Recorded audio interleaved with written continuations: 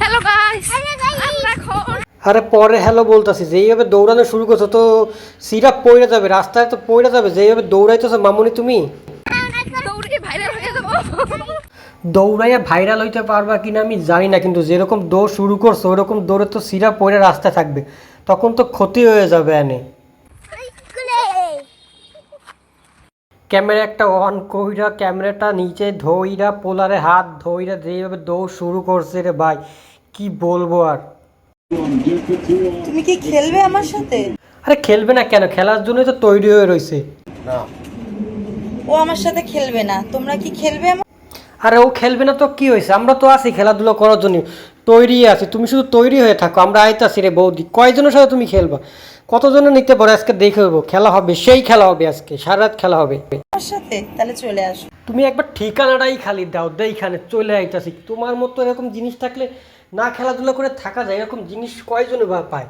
আর নিজের থেকে তুমি যখন খেলাধুলা করার জন্য ডাকতেছো, তাহলে না খেলে তো তুমি নিজেই রাখবা। আরে মামুনি আসতে দৌড়ো, তো সিরা পড়ে যাবে। যেইভাবে দৌড়ানো শুরু করছো তো সিরা পড়ে যাবে, রাস্তায় পড়ে থাকবে। অত বড় জিনিসও রাখতে পারে?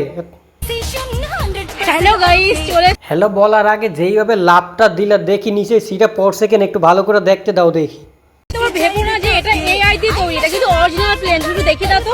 তুমি যখন দৌড়াইছো তখন দেখেই বুঝতে পারছি এটা কোনো এআই না, এটা অরিজিনালি। এত দেখানোর দরকার না, এটা বোঝা গেছে যে এটা আসলেই অরিজিনাল, এটা কোনো এআই না। ঘুরতে যাচ্ছ সেটা ঠিক আছে, নিজের সম্পদগুলো একটু দেখে শুনে যত্নে রাখো। যেইও দৌড়াইতেছ লাফাইতেছ, সিধা রাস্তায় পড়ে না যায়, তাহলে সমস্যা কিন্তু। এই মাইয়াও এই বয়সে বুঝা ফালাইছে যে কোন ধরনের ভিডিও বানাইলে পাবলিক বেশি খাইব, জিনিসটা বেশি ভাইরাল হইব, যেটা মানুষের কাছে যাইব। এও বুঝা ফালাইছে এই বয়সে যে কোন ধরনের ভিডিও বানাইতে হবে। আরে এইটুক মেয়ের দোষ দিয়ে বা কী হবে? ফ্যামিলি হয়তো বা মেয়ের খোঁজ রাখে না, কোথায় যাচ্ছে কি করতেছে কখন হয়তো খোঁজ রাখে না। যদি হয়তো খোঁজ রাখতো তাহলে হয়তো এমন হইতো না।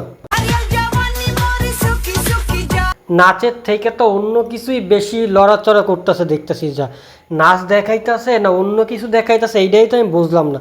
মনে হইতেছে যে আশেপাশে যে প্রাকৃতিক সৌন্দর্য আছে সেইগুলোই দেখাইতেছে। প্রথমে তো জলহস্তি মনে করছিলাম, পরে দেখি না জলহস্তি না, জলহস্তির থেকে অনেক কিছু। এত বড় বিল্ডিং তো একজনের দ্বারা তৈরি করা সম্ভব নয়, হাজার হাজার মিস্ত্রি কাজ করছে, তারপরে হয়তো বা এত বড় বিল্ডিং তৈরি হয়েছে। এরা কি পুলে যায় গোসল করার জন্য, নাকি নিজের শরীরগুলো মানুষে দেখানোর জন্য? ভেজা কাপড়েদের শরীরগুলো সব দেখা যাচ্ছে, এরা একটাবার এরা চিন্তা করে না। এতে আর এদের ভালোই লাগে, সব পাবলিক দেখতেছে, এরা মজা পাইতেছে, আর বিনোদন হইতেছে ফ্রিতে।